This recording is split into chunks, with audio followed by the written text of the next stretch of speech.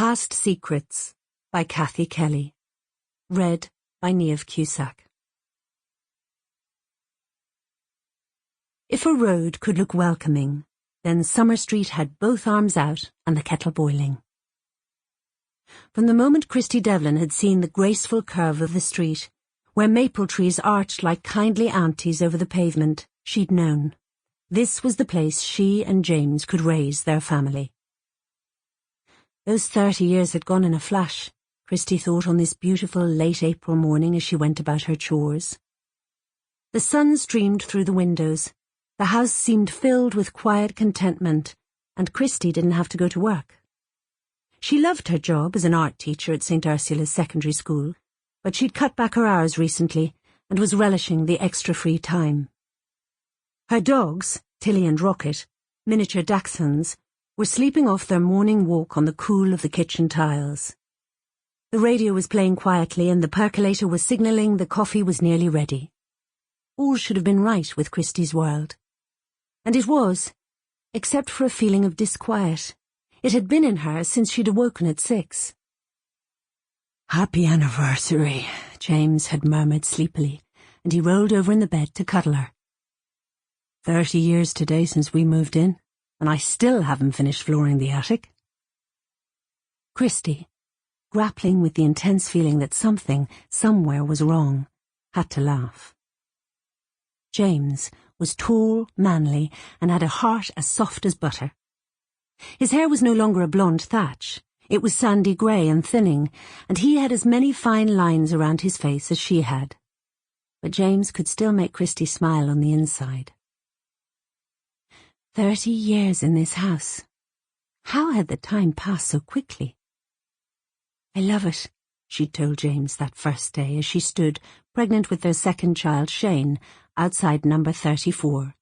A house they could only afford because it required what the estate agent hilariously described as a wee bit of renovating.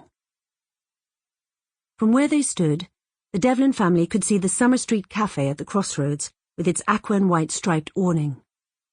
On the pavement outside stood white bistro chairs and 3 small tables covered with sea blue tablecloths.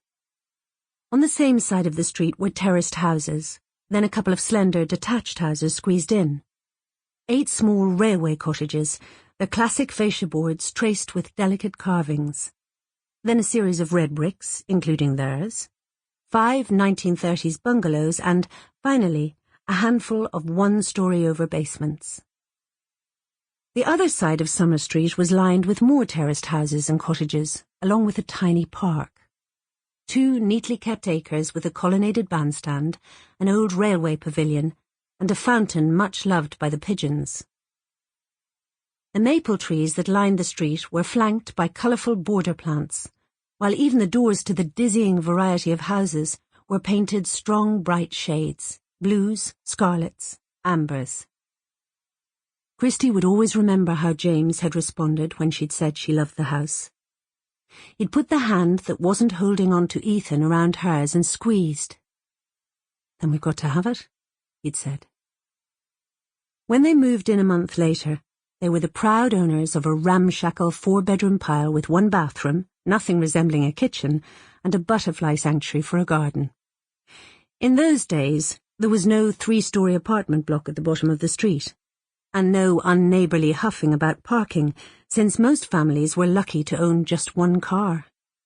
Now, a lifetime later, Ethan was 33, Shane was almost 30, and Christie had 2 beautiful granddaughters, Sasha and Fifi. The long dark hair she'd worn in a loose ponytail all those years ago was now cut to jaw length, its cool silvery white highlighting the warmth of her olive skin and dark winged eyebrows. She still wore a delicate flick of eyeliner, which gave her eyes a magical tilt at each olive-green corner.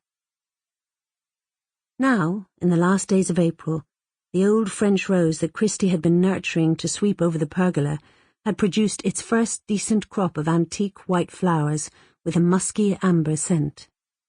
She could smell their fragrance from the open kitchen window as she tried to rationalize her anxiety. Christie had been so lucky these past 30 years, blessed almost. There had only been that one Sample complete. Ready to continue?